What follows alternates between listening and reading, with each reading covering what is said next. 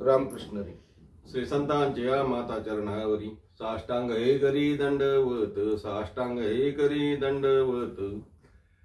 शांतीब्रह्म श्री संत एकनाथ महाराजांच्या हरिपाठावरची आपली चिंतन सेवा, चातुर्मासाचं निमित्त, श्रावण मासाचं निमित्त आणि त्या अनुषंगाने चालू असलेली चिंतन सेवा आणि या चिंतन सेवेचा आजचा हा 11वा भाग.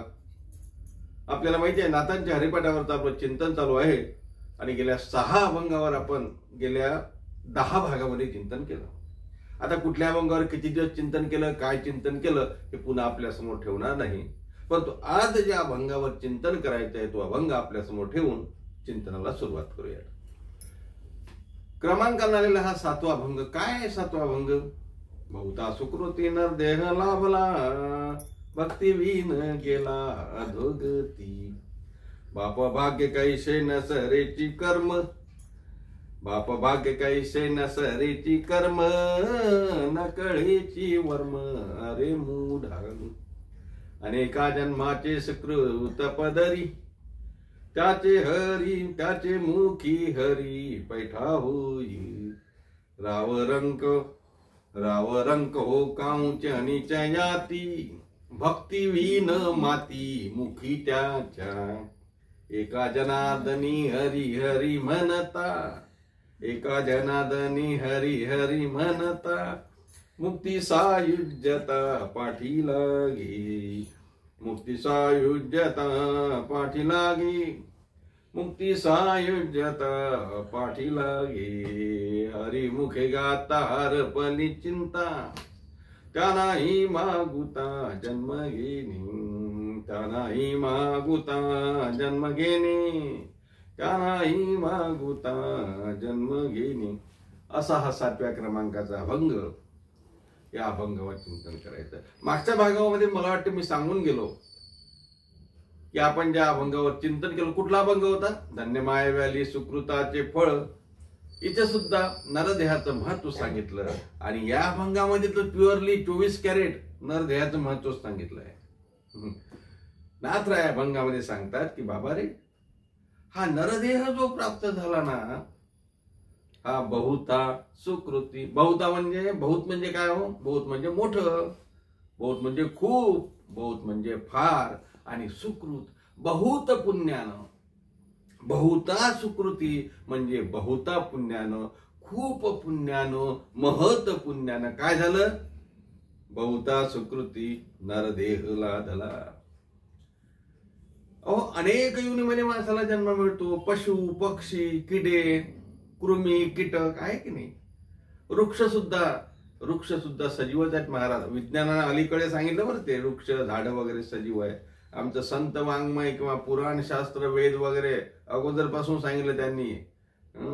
वृक्ष सुद्धा सजीव आहे. वृक्ष सुद्धा या योनीमध्ये येतात. अर्थात पशु पक्षी प्राणी कृमी कीटक वृक्ष हे सुद्धा त्या ठिकाणी जन्मच आहे. इथे सुद्धा आपल्याला जन्म घ्यावा लागतो, या योनीत सुद्धा जन्म घ्यावा लागतो. मग सर्व योनीमध्ये आपापल्या कर्माने आपल्याला जन्म घ्यावा लागतो. आपल्याला माहित आहे, महाराज म्हणतात ना, जन्म का हो? माऊलींची उभी आहे, आपल्याला माहिती आहे. कर्मी जय उरावे, तय सुख दुःखी फळावे, त्या ते भोगावया यावे देहा एका. या देहाने ते भोगावं लागतं. कर्म आपल्याला माहिती आहे, प्रमाण माहिती आहे. जन्म का घ्यावा लागतो? कर्माने घ्यावा लागतो. जन्म का घ्यावा लागतो? वासनेने घ्यावा लागतो. जन्म घेणे लागे वासनेच्या संगी. अर्थात कर्म जर उरलं तर जन्म घ्यावा लागतो. आता सांगू का आणखी प्रमाण? प्रत्येक जीव जंतूचा जन्म किंवा प्राण्याचा जन्म किंवा पशुचा जन्म का मिळतो? मागच्या जन्मातलं आपलं काय कर्म असेल त्याने मिळतो. महाराजांचे प्रमाण आपण भारूड चिंतन केलं होतं त्यावेळेस आपल्याला माहित आहे. वटवागुळ वटवागुळ झाले बाई वटवागुळ. काय झाला वटवागुळ? मागच्या जन्मामध्ये पंक्तीत भेद केला. पूर्वी पंक्तीच केला भेद, पूर्वी पंक्तीच केला भेद. आपल्या जवळचा आहे, वाळत असून ती जास्त दूरचा आहे थोडी. पुरणपोळी वाळताना तूप आपल्या जवळचा आहे, आपला भाऊ आहे, नवरा आहे, आपला काका आहे, आपला भाऊ आहे, वाढ तूप जास्त. दुसरं असेल तर थेंबर. पूर्वी पंक्ती सकेला भेद, पूर्वी पंक्ती सकेला भेद. कर्माचं फळ काय झालं महाराज? वटवाघूळ झाले बाई. किंवा मागच्या जन्मामध्ये पंडित होता, ज्ञानी होता, विद्वान होता, पण काय केलं? साधू संतांची टिंगल केली, टवाळी केली, अहम निर्माण झाला. काय झाला मग? मुका झालो वाचा गेली, मुका झालो, मुका झालो वाचा गेली, होतो पंडित महाज्ञानी. का सांगतोय? कर्माचं फळ जसं भोगावं लागतं. महाराज तर म्हणतात ना, आपल्याला प्रमाण माहिती आहे ना, तुम्ही काही वाईट वाटून घेऊ नका बरं, खंती करू नका. तुम्ही असे जर वागले ना तर कोणे गाढव कुत्र, अरे गाढव वाल कुत्रा वाल. म्हणून का सांगतोय? महाराज म्हणतात नरदेह प्राप्त झाला. कशाने प्राप्त झाला? बहुधा सुकृती नरदेह लाभला. नाथरांनी गोड वर्णन केलं महाराज. हा नरदेह प्राप्त झाला ना, हा बहुधा सुकृताने प्राप्त झाला.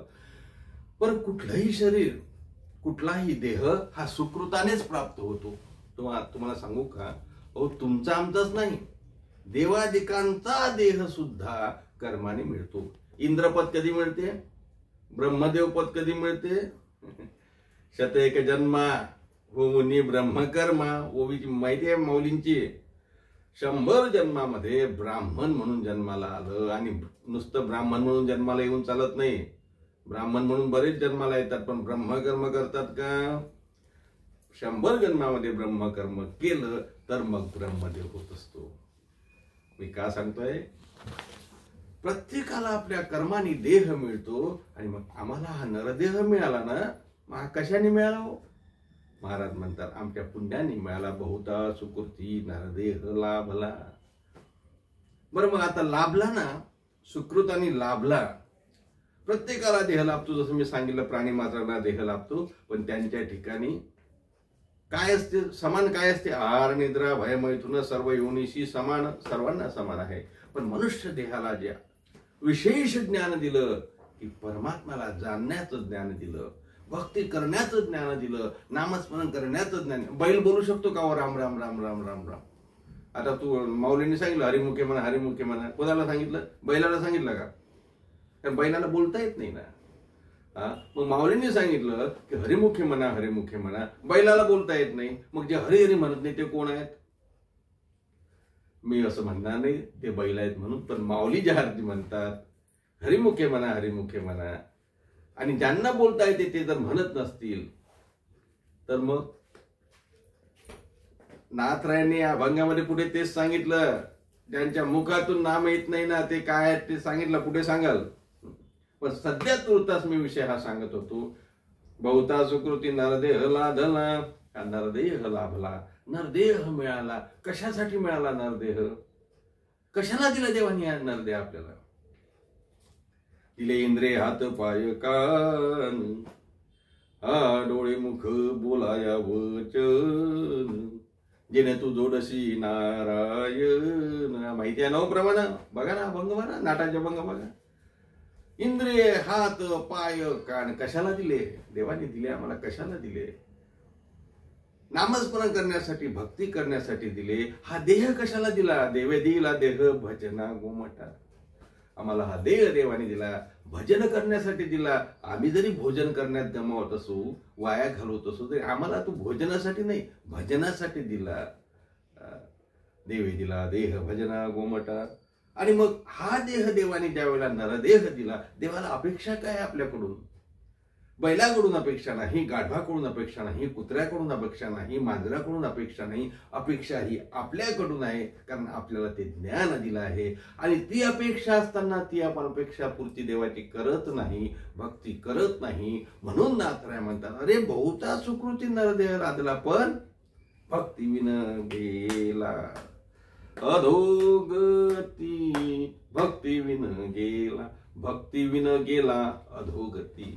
अधोगतीला भक्ती केली नाही, हा नरदेह मिळाला, अधोगतीला गेला महाराज. ज्या कामासाठी देह दिला त्या कामासाठी वापरला नाही, अधोगती होईल. म्हणजे जसं मी अगोदर सांगून गेलो, होणे गाढव कुत्रा पुन्हा जन्म होईल, पुन्हा कर्मे जेवरावे, पुन्हा उरलेलं पुन्हा जन्म घ्यावा लागेल. आणि मग मुळात नरदेह कशासाठी आहे? येण्याची शरीरे शरीरा येणे झरे किंबहुना एरधारे जिरा पडे. या देहाने जर येरधार संपवायची आहे आणि या देहाने जर येरधार निर्माण होत असेल तर मग भक्तिविन गेला धोगती, भक्तिविन गेला धोगती. का हो? कर्माचं फळ काय? कर्म मी सांगून गेलो, कर्माचं फळ मिळते. मग कर्म करायचं की नाही? कर्म तर केलंच पाहिजे ना. माऊली ज्ञानोबा सुद्धा म्हणतात ना, तया सर्वात्मका ईश्वरा स्वकर्म कसमाची माळा. आपल्याला माहिती आहे कर्म करावं लागेल. आणि या अभंगामध्ये द्वितीय चरणामध्ये नाथराजे म्हणतात, बाप भाग्य कैसे न सरेची कर्म, बाप भाग्य कैसे न सरेची कर्म. महाराज म्हणतात, अरे तुम्ही भाग्यवंत आहात, तुम्हाला हा देह मिळाला, तुम्ही भाग्यवंत आहात. तुम्ही जे कर्म करणार, जे सत्कर्म करणार ना, ते सरणार नाही हो. इथे हा कर्म शब्द जो आला आहे ना, हा सत्कर्म या अर्थाने आला आहे. आणि सत्कर्म जे करतात ते सत्कर्माचं फल त्या ठिकाणी संपत नाही. महाराज म्हणतात, तुम्ही भाग्यवान आहात, बाप भाग्य कैसे नसरेची कर्म. का महाराज? नरदेह मिळाला, भक्तीचं महात्म्य आम्हाला माहिती आहे. तुम्ही म्हणता सत्कर्माचं फळ अनंत आहे, खूप आहे, पण तरी आम्ही करत नाही. महाराज म्हणतात, तोच प्रॉब्लेम आहे, तीच समस्या आहे, तोच विषय आहे की तुम्ही ते कळत नाही. अरे मुढांनो, अरे मूर्खांनो, नकळेची वर्म अरे मूढा, नकळेची वर्म अरे मूढा. वर्म कळत नाही, मूढा शब्द वापरला. मूढा शब्द म्हणजे मूर्ख या अर्थाचा आहे. नाथराय म्हणतात, मूर्खा, तुला वर्म कळत नाही रे. वर्म कळलं पाहिजे. महाराज संत महात्म्यांनी आपल्याला वर्म सांगितलं. वर्म ते एक आहे दृढ धरावा भाव. वर्म आहे महाराज, वर्म ते एक आहे दृढ धरावा भाव. वर्म कळावं महाराज. आणि मग वर्म जर कळत नसेल तर महाराज म्हणतात, या जन्माला येऊन भाग्यवंत असून सुद्धा तुला हे वर्म कळत नाही ना, मग तू मूढ आहे, मूर्ख आहे. बाप भाग्य कैसे नसरेची कर्म, न कळेची वर्म अरे मूढा. मूढ आहे, मूर्ख आहे. का हो?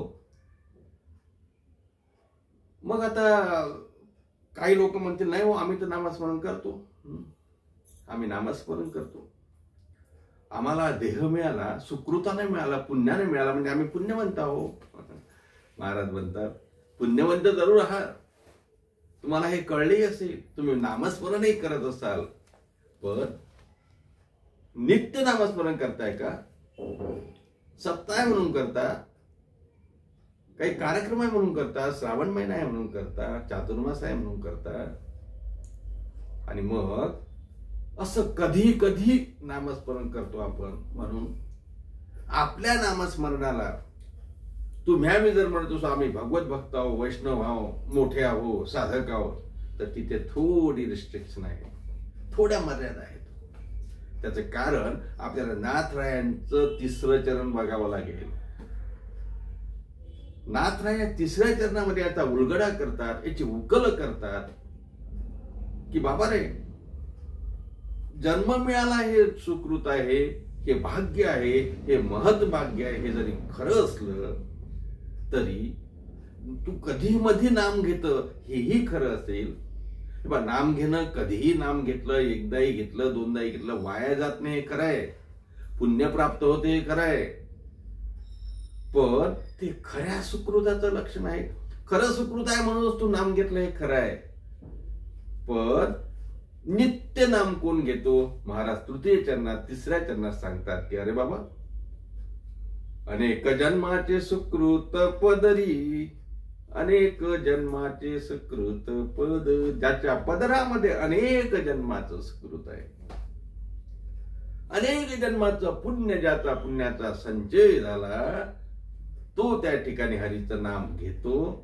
नवे नवे तो नित्य घेतो. त्याचे मुखे हरी पैठा होय, त्याचे मुखी हरी पैठा होय.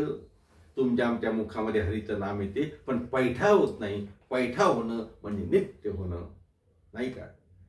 नित्य हरीचे स्मरण. आसनी शयनी सदा. कधी जसं नाथराय म्हणतात पुढे अभंग येणार आहे तो हरी बोला देता हरी बोला घेता, त्या अभंगामध्ये आपण चिंतन करणार आहोत.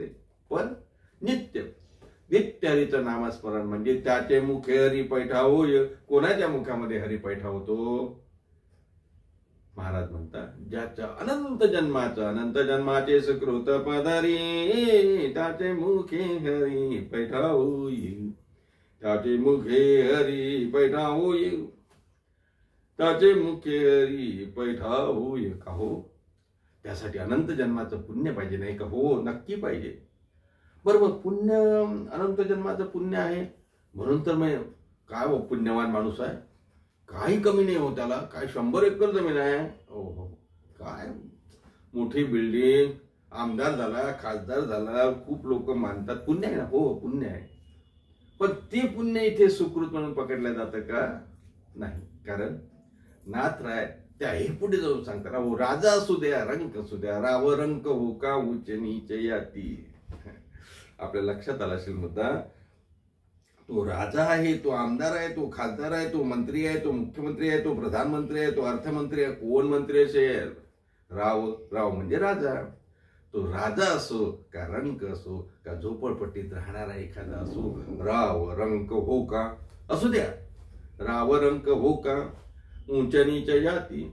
याती म्हणजे जाती आणि उंच म्हणजे ज्यांना आम्ही उंच समजतो. ब्राह्मण कुळात जन्मला काय किंवा कुठल्या दुसऱ्या जातीत जन्मला काय, महाराज म्हणतात रावरंक हो का उच्च नीच याती. कुठल्याही जातीत असू द्या, ब्राह्मण कुळात जन्मला म्हणजे त्याचं सुकृत खूप आहे आणि तो आता उद्धरला गेला असं समजण्याचं कारण नाही. तो ब्रह्मकर्म करत नाही. ब्राह्मण कुळात जन्मून सुद्धा जो नको त्या मार्गाने जातो, भगवत प्राप्तीचे लक्षण जो जाणत नाही, तो ब्रह्मकर्म कळत नाही, तो जरी असला, तो मोठ्या कुळात असला तरी सुद्धा महाराज म्हणतात त्याला मोठं समजण्याचं इथे कारण नाही. रावरंक, राजा असू द्या, रंक असू द्या, उंच जातीमध्ये जन्माला येणार असू द्या की नीच जातीमध्ये जन्माला येणार असू द्या, कोणी असू द्या. आता आपल्याला विशेषत्वानं सांगण्याची जरूरत नाही, आपल्याला माहिती आहे.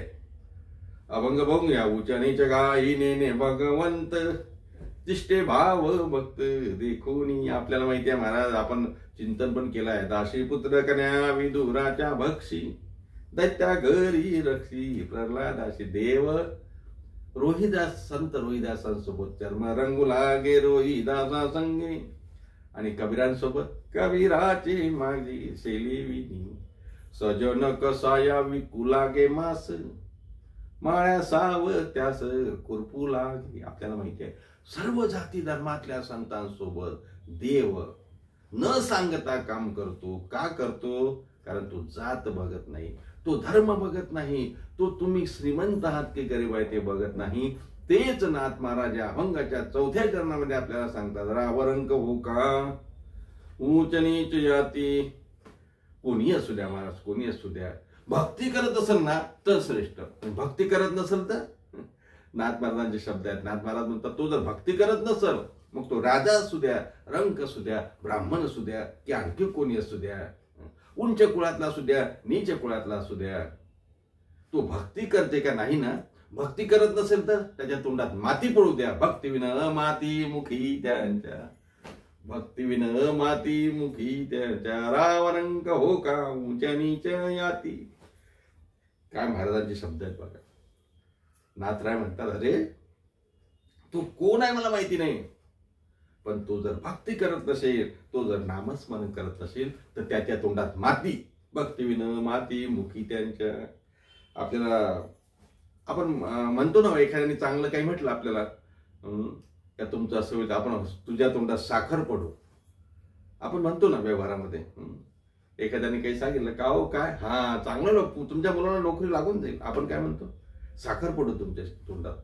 नाथराय तसं इथे म्हणतात, माती पडू तुझ्या तोंडात. भक्तिविन माती मुखी त्यांच्या, भक्तिविन माती मुखी त्यांच्या, रावरंक हो का उच्च नीच याती. भक्तिविन माती मुखी, त्याच्या मुखामध्ये माती. अशा प्रकारे नाथराय म्हणजे कान उघडणीच करतात. थोडक्यात कान उघडणी करतात की कोणीही असू द्या, तू कोण आहे हा इथे महत्वाचा नाही, तू भक्ती करतो का हे महत्वाचं आहे. आणि तू जर भक्ती करत नसेल तर भक्ती विना माती मुखी त्यांच्या. म्हणून महाराज म्हणतात, बाबा रे, भक्तीचं महात्म्य तुम्हाला सांगण्याचं कारण एवढं आहे, तुम्ही भक्ती केली पाहिजे, तुम्ही नामस्मरण केलं पाहिजे, हरी हरी हरी हरी हा मंत्र जप केला पाहिजे. का महाराज, या जप केल्यानं होईल काय? महाराज म्हणतात, अरे बाबा, काय होईल तुम्हाला माहिती आहे का? किती प्रकारच्या मुक्ती आहेत. त्यातली सर्वात श्रेष्ठ जी मुक्ती आहे ना, ती सायुज्यता मुक्ती तुम्हाला प्राप्त होईल. एका जनार्दनी हरी हरी म्हणता, एका जनार्दनी हरी हरी म्हणता काय मिळेल महाराज? मुक्ती सायुज्यता पाठी लागे. मुक्ती सायुज्यता, मुक्ती सायुज्यता पाठी लागे म्हणजे सायुज्यता नावाची श्रेष्ठ मुक्ती तुम्हाला प्राप्त होईल. आपली वेळ संपत आली. फक्त मुक्ती म्हणजे मोक्षाचे 4 प्रकार 1 मिनिटात सांगतो आणि थांबतो. 4 प्रकारचे मोक्ष किंवा 4 प्रकारच्या मुक्ती आपल्याला माहिती आहे. सलोकता, समीपता, स्वरूपता आणि सायुज्यता. 4 मुक्ती सांगितल्या की नाही? सांगितल्या.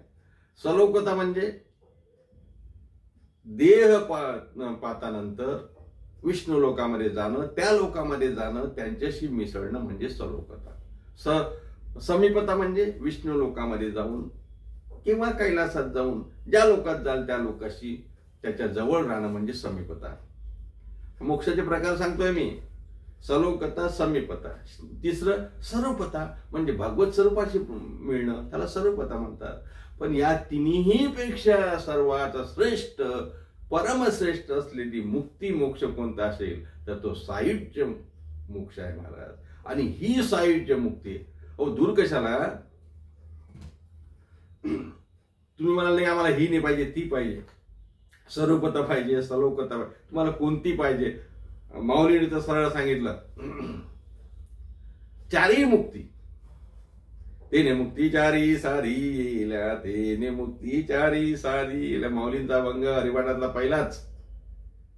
तेने मुक्ती 4ही मुक्ती मिळतील. या ठिकाणी नाथराय म्हणतात यातली सर्वात श्रेष्ठ, सर्वात मोठी, सर्वात महत्तम अशी जी मुक्ती आहे ना, सायुज्य मुक्ती, ती तुमच्या पाठी लागेल. पण कशाने? एका जनार्दनी हरिहरी म्हणता. मुक्ती सायुज्यता पाठी लागे, मुक्ती सायुज्यता पाठी लागे. अशी सायुज्य मुक्ती आपल्या पाठीमागे लागेल म्हणजे ती आपल्याला प्राप्त होईल. कशाने? एका जनार्दनी हरिहरी म्हणता. हरिहरी नामाचा जप केला, भक्ती केली भगवंताची, त्या नरदेहाचं सार्थक होईल महाराज. कारण बहुता सुकृती नरदेह लादला. अशा प्रकारे आपण चिंतन करण्याचा प्रयत्न केला. चिंतन भरपूर आहे पण आपल्या मर्यादित वेळेमध्ये चिंतन करायचं आहे. त्याच्यामुळं या अभंगावर चिंतन इथेच थांबवतो. पुन्हा भेटूया पुढच्या भागामध्ये पुढचा अभंग घेऊन. तोपर्यंत सर्वांना रामकृष्ण आणि एकनाथांचं भजन. श्री भानुदास श्री एकनाथ, श्री भानुदास श्री एकनाथ, श्री भानुदास श्री एकनाथ, श्री भानुदास श्री एकनाथ, श्री भानुदास श्री एकनाथ, श्री भानुदास श्री एकनाथ, श्री भानुदास श्री एकनाथ, श्री भानुदास श्री एकनाथ. पुंडलिक वरदर विठ्ठल श्री ज्ञानदेव तुकाराम दत्तात्रय जनार्दन श्री एकनाथ माऊली ज्ञानेश्वर महाराज की. जगद्गुरु तुकाराम महाराज की. शांती ब्रह्म श्री संत एकनाथ महाराज की.